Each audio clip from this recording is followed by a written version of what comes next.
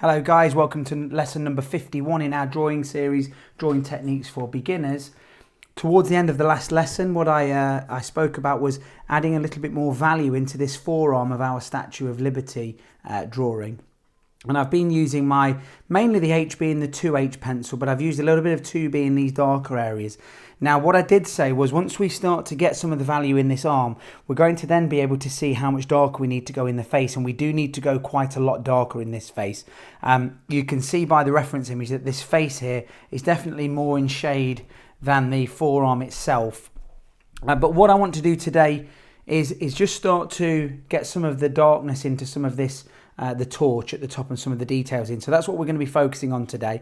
I've got my 2B, HB and 2H pencil, and I've freshened up my kneaded eraser. So we're going to crack on with that a little bit today, and let's see how we get on with it. So taking my HB pencil, I'll just clear that out of the way slightly, just so that we can see and we're in frame. I'm just going to start working some of these darker areas that we defined a few lessons ago now with the 2H pencil. And I'm just going to start adding some of the value into some of those. They're sort of elongated holes, I guess. I'm not entirely sure what they are. But make sure that we do pay attention to our rules of light. Now I know that up towards the top area is going to be darker because that's where the light is struggling to get to the most. So that is going to be darker even in our darkest areas, which this is definitely one of the darkest areas in our drawing. We still need to have a darkest point within that. If this is the first time that you visited the channel, thank you so much for clicking on that thumbnail. We've got a really fantastic group that we're drawing along together, and these videos obviously are going up on my YouTube channel, but I do post them in our tutorial group, which is called Tutorial Tuesdays Beginner to Pro, and you can find us over on Facebook.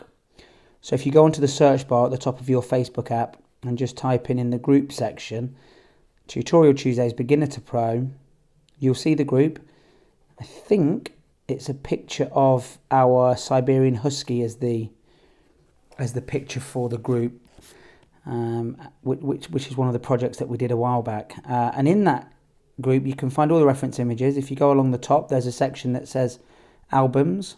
And if you click into that, it says reference images. So you can get all of the reference images for all of the tutorials that we've done so far. Like I say, we're on lesson number 51 now, which is unbelievable. I can't believe we've come so far in such a small space of time. And you can draw along at your own speed. There's absolutely no rush. And we're a really nice group. There's a lot of help and advice and some lovely words of encouragement. There's not an awful lot of spam in the group. So as always, just make sure that what we're posting, I've got no problem with you posting your own art.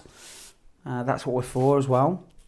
But just make sure that we're not overly spammy, and certainly none of the spammy stuff that we get over on a lot of the art groups on Facebook. I know I'm a member on quite a few art groups, and there's just so much ridiculous posts going on up there, and political posts and things like that. So we're just really trying to keep the group supportive and one that people want to go into and visit of an evening and see some of the lovely work that's being put in there.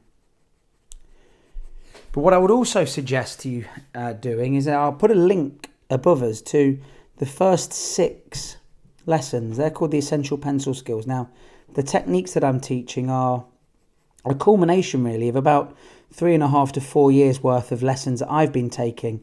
I've paid for various art lessons and art classes, and some of them were good, some of them weren't so good, and I've kind of taken the bits that really helped me from each one and trying to condense them down into some 30-minute tutorials. And so far the feedback's been brilliant from you guys, but also just seeing your work.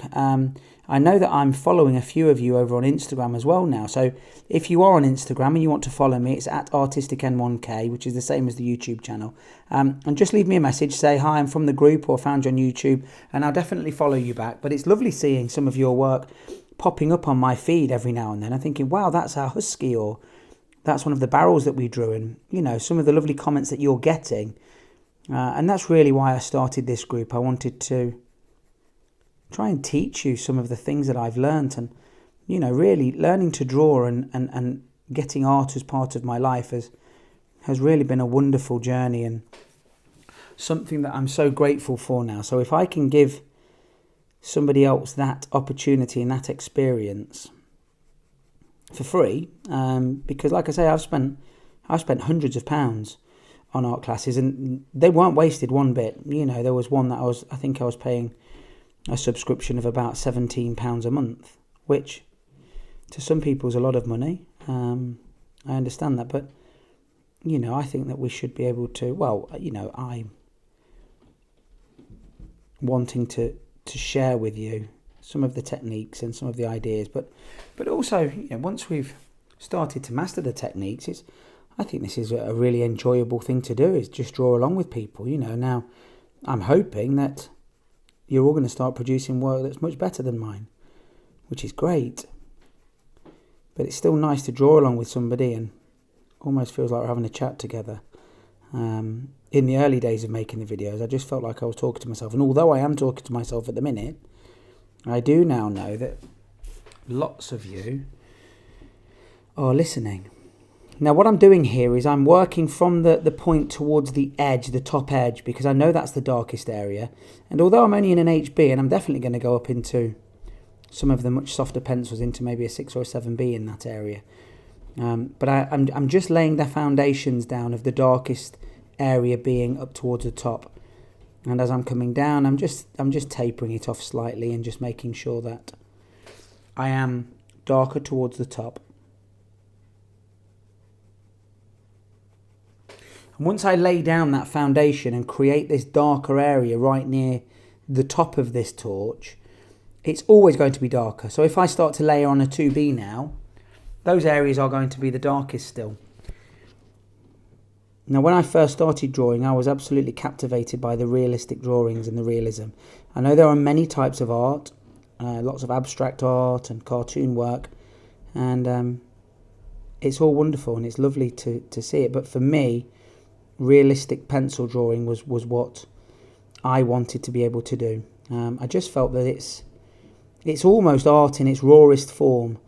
You know, you can pick up a pencil, and doesn't even need to be paper, but, you know, something that you can make a mark on, and with the skills that we're going through, you can end up drawing something that looks extremely realistic and you're going to be super proud of.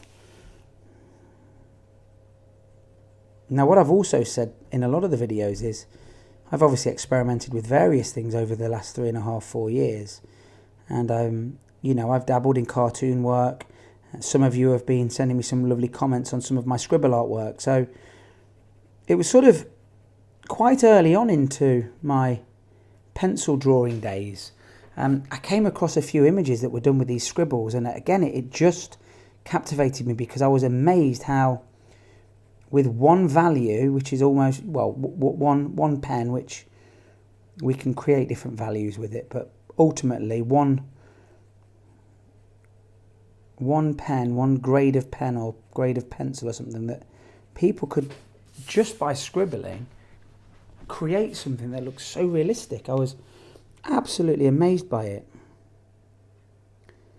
So I had a couple of goes at that in the early days, but it's always been something that sort of captivated me again, and I started a series up called Scribble Art Sundays, and every now and then I post up some of my work, and, you know, they take me sort of an hour to do, which is a nice change of pace from the graphite work, which can take hours, 15 hours, 20 hours sometimes.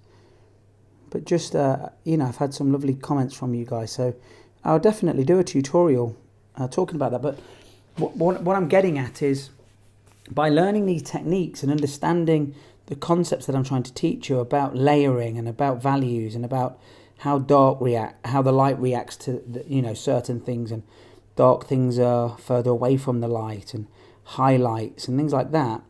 I found that I could turn my hand to pretty much most mediums. The difficulty was understanding how that medium worked and reacted. So charcoal works very, very differently to graphite. It's much more easily spread around the page, and it doesn't erase as easily, but ultimately the concepts are exactly the same. So what I like to do within my graphite work, when I'm, any work really, actually, if I'm doing coloured pencil work or whatever, it's still the same, but what I like to do is work in the darkest areas first and bring out the tones and the values going from the darkest areas to the lighter areas. And for me, that helps me build a balanced drawing up. I know there are lots of artists out there, lots of YouTube artists that talk about working from the light to the dark. I personally don't like that. I would really recommend you working from dark to light, just to give you an overall picture of how the drawing's coming on. I'm also not one for drawing a certain area to completion, so that you can see, I dot around the drawing. If I see that I need to add a little bit more value in a certain area like this here, then I'll certainly do that. But I won't take it to completion. Like I was talking about the face here, I didn't go to completion here because I needed to balance it against this forearm. So once I started getting value in here, and my brain was telling me we may be somewhere close, I started working in another area to help me gauge the value that I needed. Now, let's say I worked in this forearm and I've worked it to completion, and I went too dark with it. That means that I'd really have to ramp up the contrast and the value in the face area, which may be unnecessary.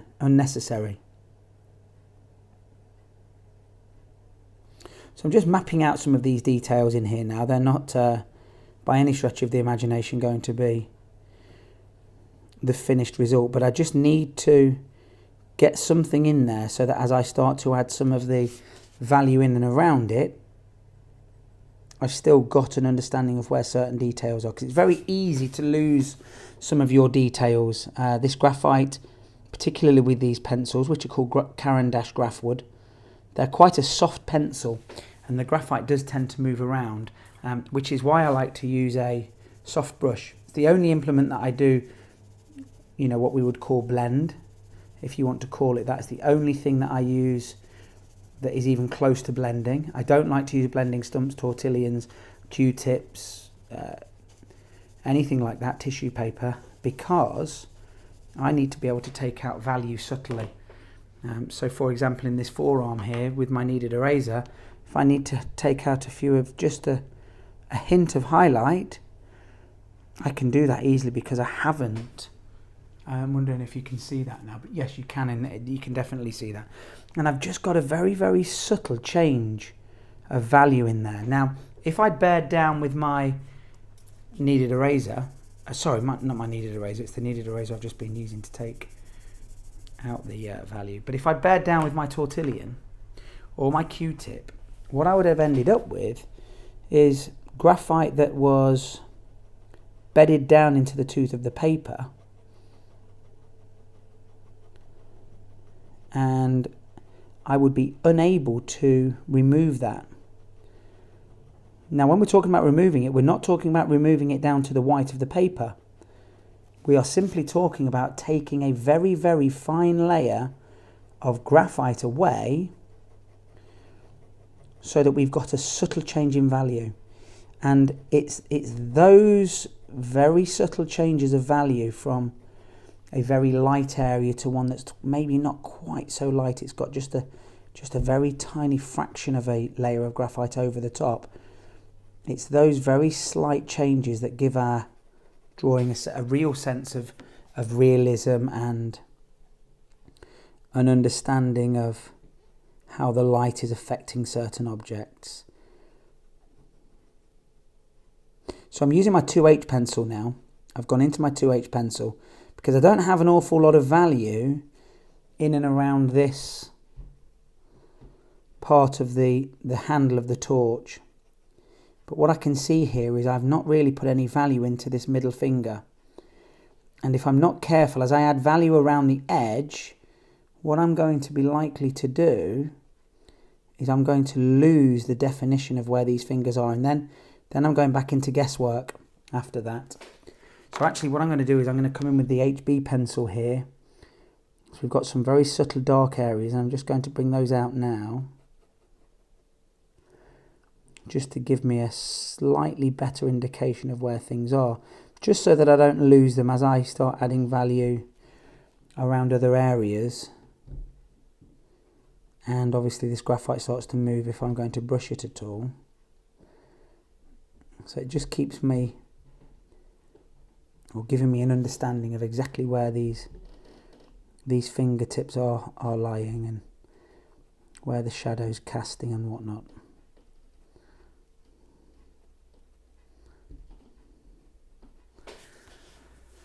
Okay. So what I'm actually going to do, because I've got some details going sort of horizontally, not horizontal, they're going vertically down the staff or the handle. I'm going to just bring the value up around it by going the opposite direction to the detail. Now what that's going to do is it's going to keep the detail of those stripes, those indentations, because I'm going in a different direction to the detail, the texture. And this is something that's very handy if we were drawing hair, or we were doing a texture on clothing or a material or something like that. If you go in the opposite direction, or as best as you can in the opposite direction to the general direction of the pattern or the major details, you raise the value of those details because you're going over it with the pencil at a quicker rate than the surrounding area. So as you can see, I can still see where those details are, where those lines are, those vertical lines. And this is a really important one because, again, it's very easy to lose your details. And if we've got some very subtle value changes in there, I'm bringing up the value of everything around it at the same time, whilst maintaining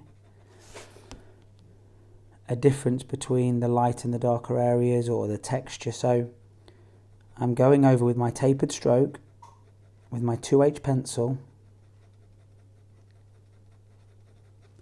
and I'm going in a horizontal direction in comparison to the lines on our torch handle. Now, if there was a detail that was going horizontal, I would bring the value up by going in a vertical direction. Therefore, still maintaining a good balance between keeping the texture and the detail, but at the same time bringing the value up of the whole piece, the whole area. And then if I decide I need to go in with an HB pencil, I can do the same thing. And I can bring the value up of the surrounding area, but at the same time still bring the value up of the details, because those lines were there before what I'm doing now. And what that means is the more I go over that line that was originally there, or that detail, I'm going to bring the value of that area up at the same time as the surrounding area.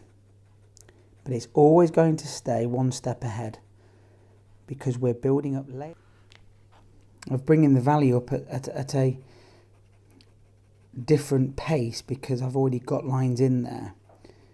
And that's what's going to allow me to keep the textures, keep the technique, the textures and the details.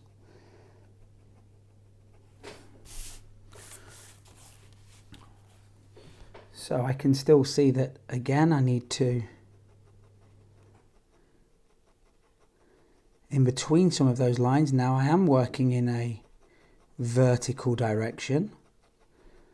And I know that there's going to be more value closer to this thumb than there is coming away from it, because the thumb is shading the handle directly underneath it.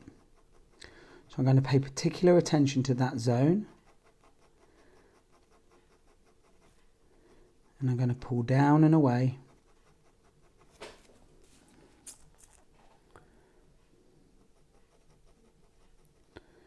And now we can see the importance of me just pulling out some of those darker areas of the fingers. Because now we've added value in there, it's very difficult to see exactly where those fingertips were falling if I hadn't already built the darkness into it. So I'm going to work a little bit more of the HB now in precisely those areas that we were talking about. So we've just got this slight shadowing and shading of where this finger is, or the thumb we're working on at the moment, where the thumb is touching the staff or the handle of this torch. And because I've already built up a layer of 2H under there, which are a few layers in actual fact, where it's slightly darker than the surrounding area, it's going to stay that step ahead, even now as I'm layering some of the HB on top.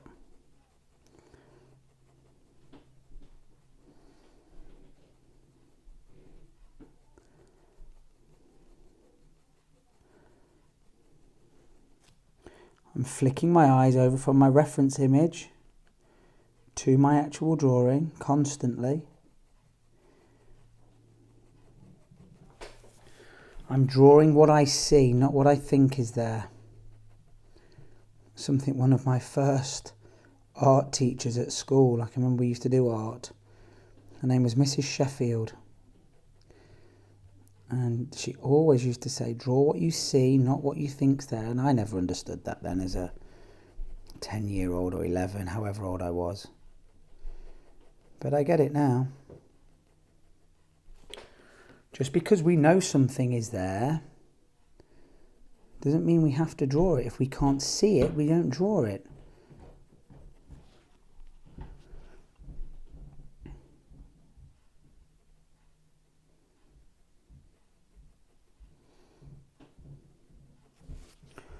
I'm just adding shaded areas where they belong. And if I pay attention to my reference image, all the shadows are going to match up and be in the same place. All of the highlights and areas of less value are going to equally be in the same areas.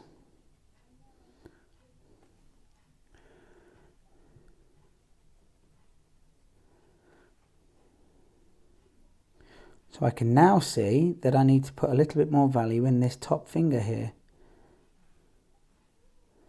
Now I thought initially that I'd gone quite dark in there. I think there's probably even some 2B in there. But as the value builds up around the area, you realise there's not enough value in there.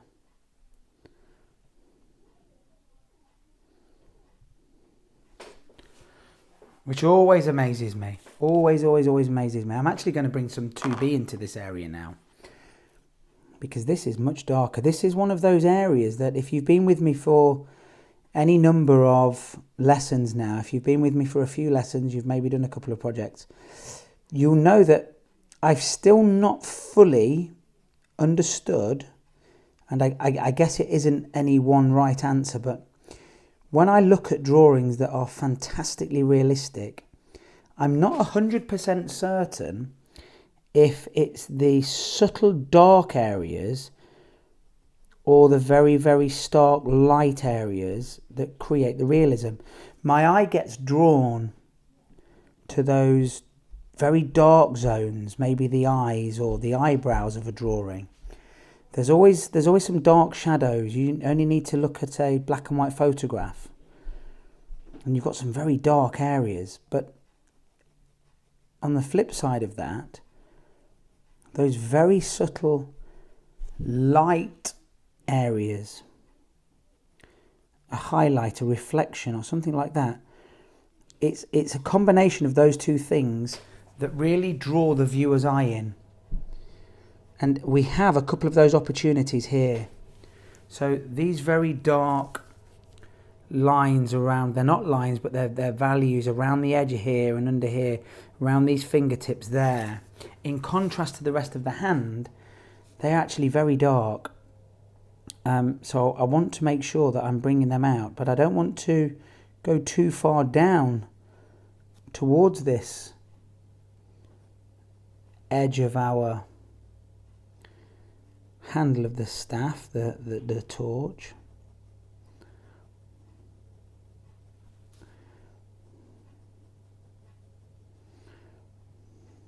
I'm just going over some of those vertical indentations a little bit now, because again, as I'm adding more value, I'm starting to lose them.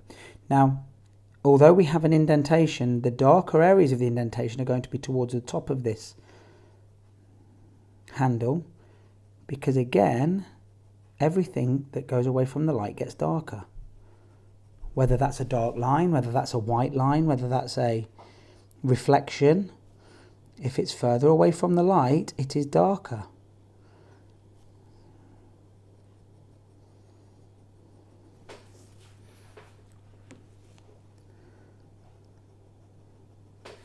So I think I'm going to again go back over now with some of the HB, and you'll notice that I'm only chopping and changing at the minute between two pencils, the HB and the 2B. And the beauty with this technique, because I'm not pressing on too hard, what I'm doing is I'm layering, I'm building the value up gradually.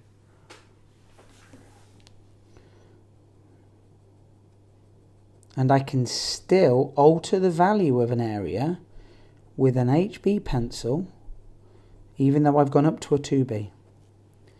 You need to get out of this mindset, which is certainly a mindset that I was in for a long time, that your values are determined only by the grade of pencil that you're using. It's not at all true. I can make a value look very, very dark using an HB and a 2H pencil. I can probably make it look darker using those two pencils than what a lot of beginner artists would be able to do with just a 2B. Because they'd go in, they'd bear down very hard into the paper, they'd get an initial mark that was very dark, and then the paper wouldn't take any more value because they'd have burnished the paper. And that would be it, that would be the limit to it really. But my layering of the 2H, the HB, the 2H, the HB, going up and down, changing directions of the pencil strokes, would gradually build up a very, very complicated structure of lines, which is ultimately what we're doing, crisscrossing and overlapping, and it would be that creates my lovely rich value and tone. Now what I need to do in there is I'm going to use my kneaded eraser and I'm going to just take out some of the value again now. Now why would I be doing that, you say? And how am I doing that? I've made a slight point to my kneaded eraser, and I'm just very lightly dotting, trying to keep the dots as close together as I can. But this is the beauty of the technique. I'm able to make these very, very subtle changes. Nothing too stark, nothing too harsh. And then what I'm going to do is I'm going to brush in, just to smooth out some of those. And you might find that you've made polka dots at times, but that's okay.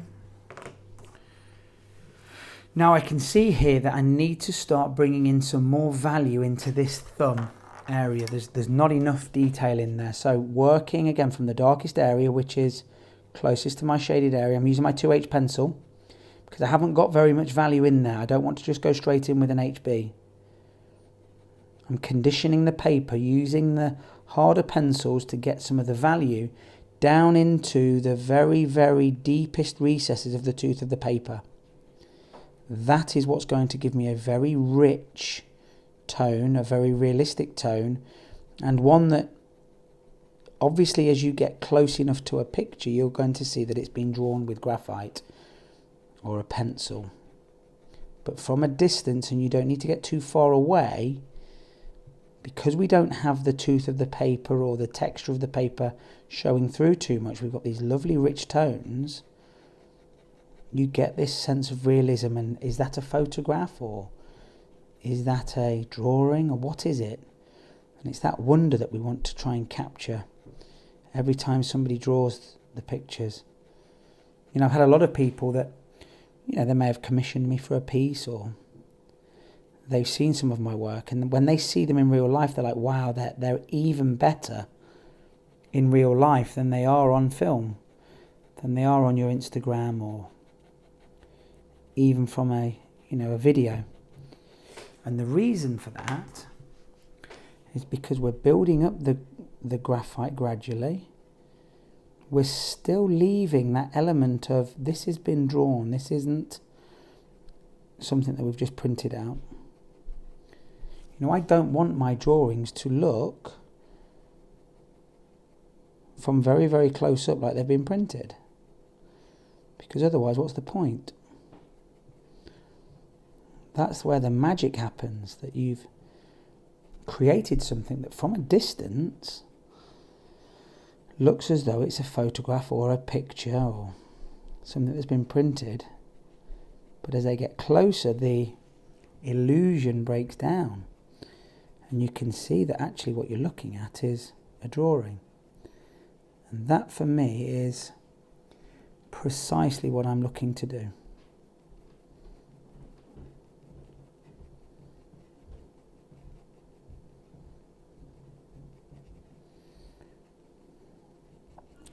So I'm just conscious now that we are sort of heading towards that half an hour mark, and I do really like to try and keep these lessons down to around about the 30-minute mark, because I just think that it's a good amount of time for me to get my message across. So what I'm going to do is I'm going to continue using my HB, my 2B, my 2H, and I'm going to bring out the darkest areas around this area, around the top. Keep adding the shadows around this hand, and in particular those dark areas underneath the thumb and where the fingers are touching the torch. And then what we will work on next lesson is I'm going to start adding some more value into the face itself, and then adding some value into the robes around our Statue of Liberty. Again, that's going to be important in terms of us balancing the rest of it out. So when I add some value into this, I know that this is going to be darker than this, but it's not as dark as this. So this is darkest, medium, and slightly lighter, but certainly not my highlighted area. And then from there, we can have a real good session of balancing the values out. We may use some of the very, very dark pencils, maybe even the coloured pencil, the black coloured pencil, the black polychromos coloured pencil, but only very subtly in some of the areas that we feel we need to bring particular attention to in terms of the contrast. But I think you get a general gist of what we're doing and how we're trying to achieve this. So I'm going to leave you to it. It's been a pleasure drawing again and seeing your work over on the group. Don't forget to subscribe to the channel, hit the like button. I really do appreciate all of the likes, comments, shares, everything that you're doing. It makes a huge difference to the channel, and let's help as many people as we can, you know, find this wonderful hobby which can turn into a business. And you know, if that's something that you're interested in doing, then let's see if we can make that become a reality. But thank you so much for watching. I'm going to sit here for probably another hour now. I'm not going to go any further than what we've said, but what we will see by the end of this lesson towards the start of the next lesson is I will have done exactly what I've said in these zones. So thanks so much for watching. I'll see you in the next video. Goodbye. Hit subscribe, smack the notifications button, follow me on Facebook, Instagram and Twitter.